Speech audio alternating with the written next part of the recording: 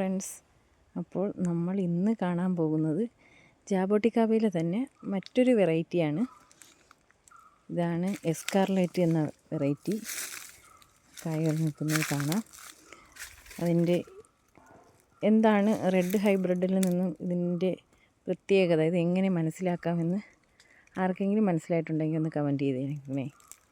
എൻ്റെ മറ്റേ വീഡിയോ കണ്ടവർക്കെല്ലാം മനസ്സിലാവും അതിൽ നിന്ന് എന്താണ് ഇതിൻ്റെ പ്രത്യേകത എന്ന്. ഇത് എസ്കാർലൈറ്റ്, നമുക്ക് കാണിച്ചത് റെഡ് ഹൈബ്രിഡാണ്. കണ്ടേ, കായകളൊക്കെ നിൽക്കുന്നത് കണ്ടോ?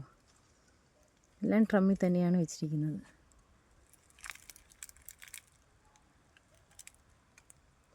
നല്ല വെയിലായി കേട്ടോ.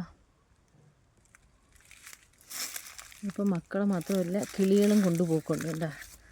കിളികൾ കഴിച്ചിട്ട് അതിൻ്റെ സീഡ് മാത്രം നിർത്തിയിരിക്കുന്നു.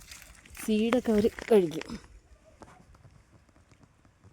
ഇതാണ് ജാബോട്ടിക്കാബയിലെ മറ്റൊരു വെറൈറ്റിയായ എസ്കാർലൈറ്റ്. മറ്റേതിനേക്കാൾ കുറച്ചുകൂടി ടേസ്റ്റ് ഇതിനാണ് കേട്ടോ. റെഡ് ഹൈബ്രിഡിനേക്കാളും കൂടുതൽ ടേസ്റ്റ് ഇതിനാണ്. റെഡ് ഹൈബ്രിഡിനെ പോലെ തന്നെയാണ് ഇതും. പൂക്കുന്നു, കായകളുണ്ടാകുന്നു, ഇത് കഴിഞ്ഞ് അടുത്ത വീണ്ടും പൂക്കുന്നു.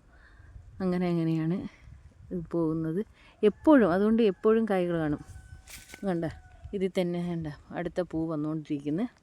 കായ്കളുണ്ട്, പരുവമായിക്കൊണ്ടിരിക്കുന്നു. നല്ല മുന്തിരിയുടെ നിറമാവും ഇതിൻ്റെ കായ്കളെന്ന് പറയുന്നത്. അത്രയും നിറമാവുന്നത് വരെ ഇവിടെ നിൽക്കില്ല. അതിൻ്റെ പേരിലാണ് ഞാൻ ഇപ്പോൾ വീഡിയോ എടുത്തത്.